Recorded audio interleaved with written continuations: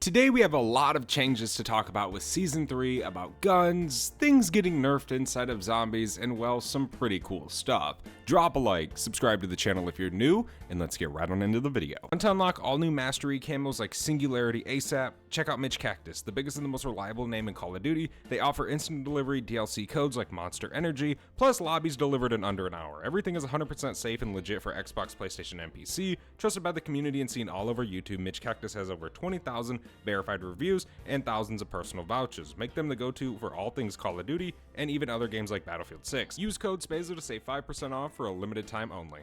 Okay, so we're starting off with the global stuff because a lot of this stuff is kind of everything, right? Like, we got the whole Season 3 breakdown, we got some of the challenges, the Eon Core right there. We can see the score streak, which is week 1.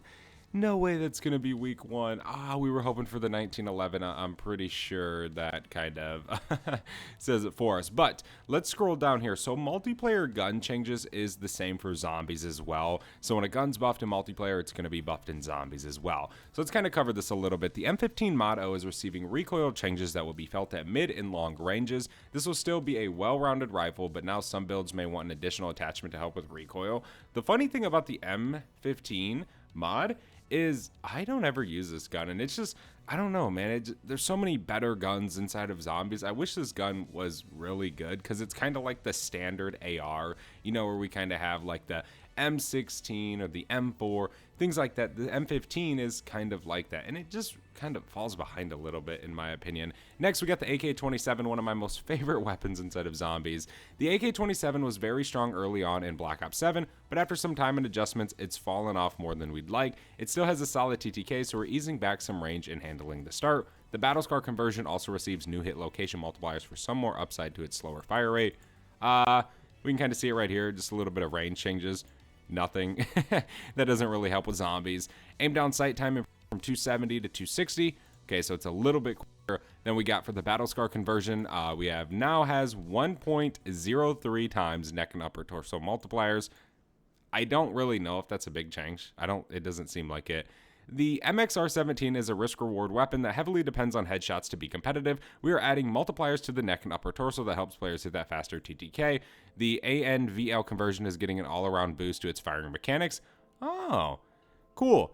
Oh, look at that maximum damage range. We got a little bit of a nerve. So now has a 1.1 times neck and upper torso multiplier. It's not applied to the ANVL. We'll just call that kind of like the anvil conversion. So anvil conversion adjustments, final slowest fire rate improved from 333 RP to 400.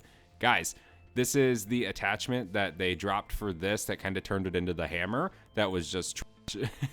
The number of bullets it takes to reach final fire rate increased from 18 to 25. Time it takes for the fire rate to fully reset to its starting value improved from 370 to 240. Okay, so that's going to be a lot better with Season 3. That's going to be pretty fun to check out and try. Then we got the X9 Maverick. We got the Bolt Carrier Group. Rapid Fire now also improves burst fire delay by 6%. Damage range reduction increased from 10 to 20%. Muzzle velocity reduction increased from 10 to 20%. And recoil penalties increased. Okay, seems like we get a little bit of better things with that. I always love using the X9 Maverick. DS20 Mirage. ADS speed improved from 280 to 270. Peacekeeper. Horizontal recoil reduced, not really a big deal. The Kogat. The Kogat 7, we got reduced damage range improvement from 28 to 23. We got the Lock 4 grip. I'm going to try and scan these because I don't really want to cover every single attachment that's getting changed. I'm going to try and scan it in case there's something really big for zombies. And we're going to get into the zombie stuff here shortly. Got some range buffs for the Raiden 45K. The only big thing I would see is if they buffed fire rate for some of these weapons, right? We got some mobility kind of increases for that. The Razor 9mm is getting a ton of a little bit of range, a little bit of damage boost at range. That's cool. Wildfire conversions getting a little bit of a buff. Now improves hit fire spread while sprinting by 15%. Okay, cool little change. Nothing really for the Dravik. We got increased horizontal recoil. That's not good. We got a little bit of a damage buff for the Carbon 57, kind of add a little bit of range. Nothing else, kind of basically the same thing. Everything's kind of, at least SMGs are kind of getting the same buff. We are reducing the power of the Prestige attachment on the SG-12, as the combination of fantastic handling, spread, and DPS was still too strong after the previous round of nerfs to the base weapon. Decreased fire rate now has slightly more tactical stance spread. That's an L. That is a big L. For sure. That weapon's so fun to use in zombies, and now that it has a slower fire rate, I mean, double tap will kind of... Now, for zombies, we have a lot of different fixes. Now, again, there is a lot of them. We have address multiple issues that cause players to become stuck in the environment after time traveling, an issue that caused players to be in an unplayable space after traveling to a different time period, addressed an issue that prevented pings from clearing when traveling between time periods, addressed an issue that prevented interaction with the temporal conduit, and Der Wonderfizz after players in the match have exfilled. The crazy thing about these updates, dude, is there's so many bugs that I don't even know about. Close an exploit that prevented zombies from attacking the player if they interact with the ARC XD remote, and mantle the area it is leaning on in Trinity Avenue. We got a ton of quest fixes, which are, dude, look how many there are. Boss fight fixes. I know a lot of you guys want to see this stuff, so we can kind of check it out. Address an issue that caused mounting points to still appear on the bus despite it no longer being present during the boss fight. Address an issue that caused the collision from the temporal conduit to be present during the boss fight. Issue that caused certain Easter eggs to no longer be completable when players continue to play on the map after the boss fight. Address an issue that caused the temporal conduit to not be available until a special round if the player continues to play on the map after the boss fight. Address an issue that caused the mystery box to no longer be visible but active after completing the boss fight and continuing to play on the map. Address an issue that prevented the icon for exfil from appearing after completing the boss fight and continuing to play on the map. Then we have a ton of little Pack-a-Punch fixes. They address an issue that caused Pack-a-Punch quest objectives to stay active while exfil is active. Address an issue that caused the Pack-a-Punch ping from the TAC map to appear under the map before completing the Pack-a-Punch quest. Addressed a rare issue that caused zombies to fall out of the play space when coming out of the space-time knots during the Pack-a-Punch quest. And then obviously just the Blundergat. Change the text for the Sundergat to read Blundergat when upgrading the weapon to the Pack-a-Punch menu. We have some Wonder Weapon fix, Loot Sis, where like the Wisp T will now count to the Loot Sis. The Headless Zombie kills whenever you get a headshot kill, and it basically has that zombie running around that just doesn't have a head. It'll now count for that.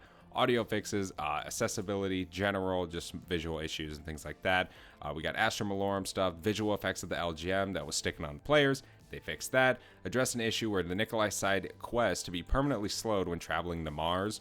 Address an issue that prevented the Mega Death Machine from being consumed after using all of its ammo. You couldn't drop it. You'd have to get another streak to actually get rid of it, and I don't think there was a way to refill it. Some Ashes of the Dam fixes, just a ton of different little bugs and stuff like that. TED Task reward chests if they were holding. Address an issue that prevented players from dropping tactical equipment from a TED Task reward chest if they were holding the remote control for Klaus. So just a few little fixes for Ashes of the Damned. I'm not really going to go through them all because there's a lot. And a lot of these I've never heard of before or seen anything.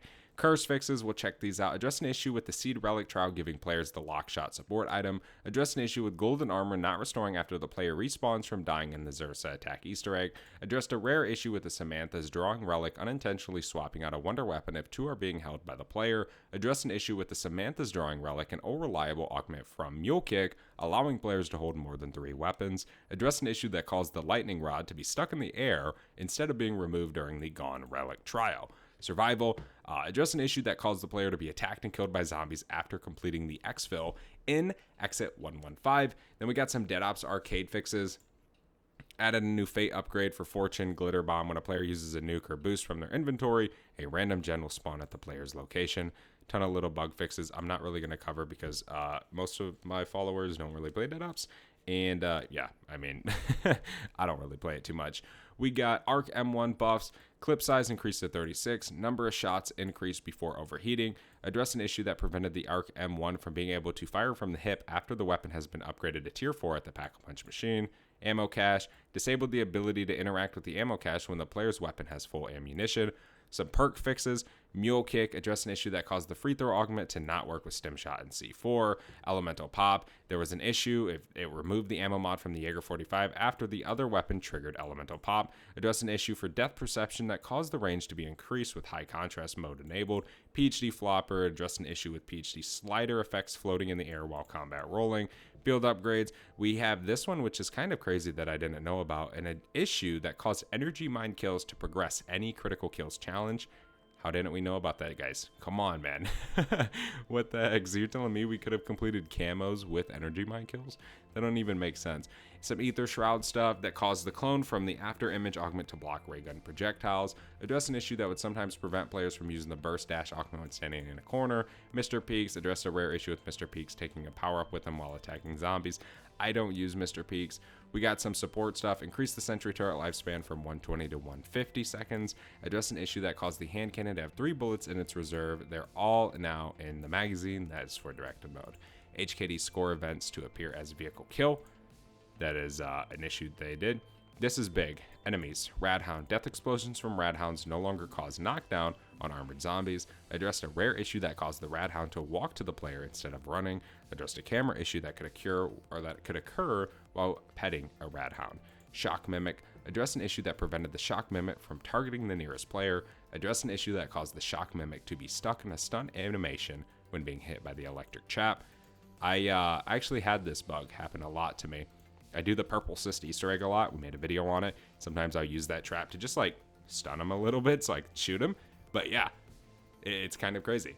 But Oscar, address an issue that caused Oscar to stay permanently hostile if damaged by Urtican and ankle shredder augments for toxic growth. This one, the next one is the biggest one. Uber Klaus and Klaus Core. Reduce the amount of health on the Tesla coil. Reduction of shield damage mitigation. So, they're nerfing Klaus. That's really, really big. The rest are just stability, audio, UI. We're not really going to cover that. Now, I have some mixed feelings about this, okay? I think this is really, really good that they did this.